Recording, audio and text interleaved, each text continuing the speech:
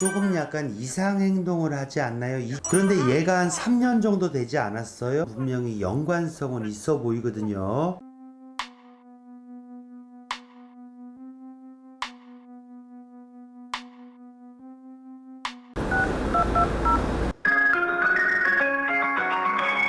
안녕하세요. 예, 반갑습니다. 어디에 사는 누구신지 이름 좀 불러주세요. 네, 나이는요?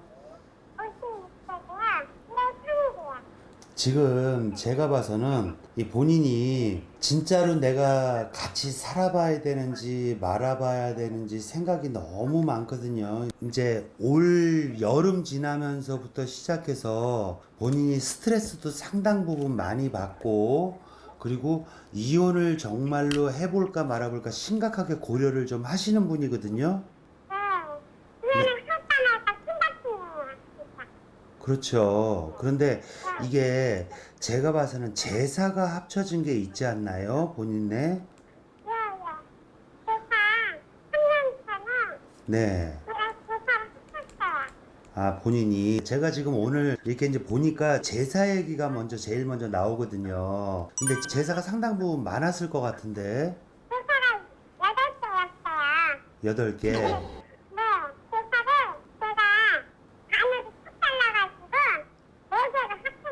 아, 그러면 8개 제사에서 4개로 제사를 합쳤다. 그러면 보통 보면 이제 할머니 제사를 할아버지에 합치고 뭐 증조 할머니 제사를 증조 할아버지한테 합치고 이렇게 다 한 거네요. 그런데 이 집에 이 무자라 그러죠. 누가 양자를 가는지 자식이 없었던 할머니, 할아버지도 분명히 있었던 집이거든요. 그 제사도 합쳤어요. 그런데 이 지금 제사를 합치고 나서 3년 전에 합쳤다 그랬잖아요. 그런데 본인이 원학적으로 따지면 애들이 2명이 있어야 되는 사람이거든요. 그것도 딸은 안 보여요. 남자로만 2명이 있어야 되는데 아들이 2명.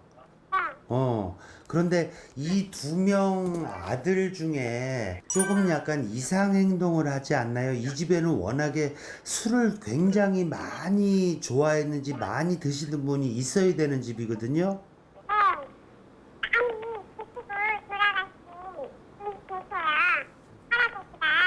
그러면 이 지금 술을 굉장히 많이 드셨다는 분이 본인이 물론 얼굴은 보지 못했지만 이 자식이 없었던 할머니, 자식이 없었던 할아버지, 그 중에 할아버지가 술을 많이 드시지 않으셨나요? 그 무자 할아버지가 술 많이 드셨다는 얘기는 들었죠. 그런데 이 지금 아들이 지금 올해 몇 살이죠? 28살. 그런데 이 아들이 원래는 술을 갖다가 잘 안 먹었을 것 같은데 이 아들이 술을 먹나요?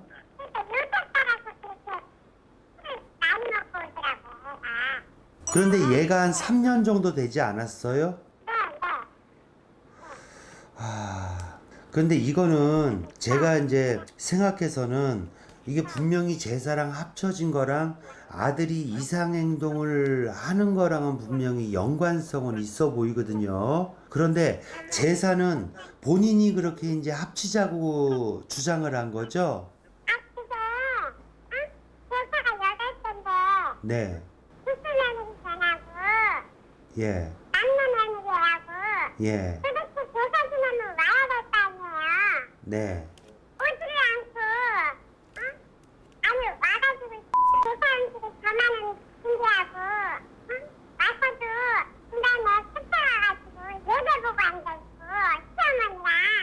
네. 네.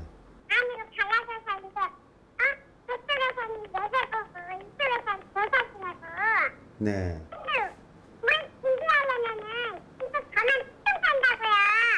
아니 그러니까 이게 지금 이제 본인이 3년 전에 합친 거 중에 원인 중에 하나는 물론 종교적으로 이제 시어머니는 교회를 다니고 시아버지는 제사를 주장하고 그런 거잖아요.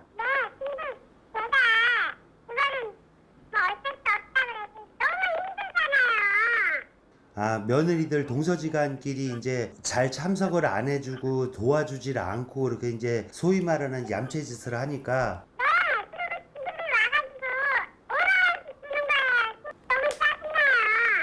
아니, 그런데 제가 봐서는 본인이 이제 감정이 좀 격해져서 지금 이렇게 말씀을 하시는 건데, 제사를 갖다가 이렇게 합쳐지고 나서 지금 올해 제사를 지내면서도 큰 분란 같은 거 없었나요?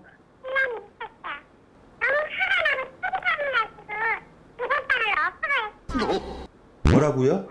제사상을 엎었다고? 아니, 그 식구들이 다 모여 있는 데서 본인이 그러면 큰 며느리가 그러면 화가 나서 이제 제사상을 엎어버린 거예요? 아니,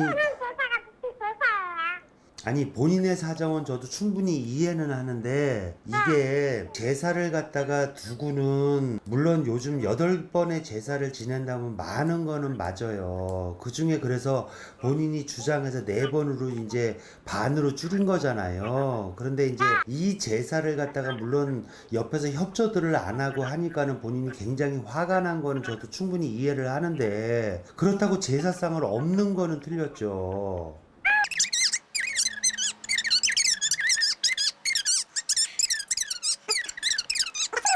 아우, 나보다 말이 더 많으셔.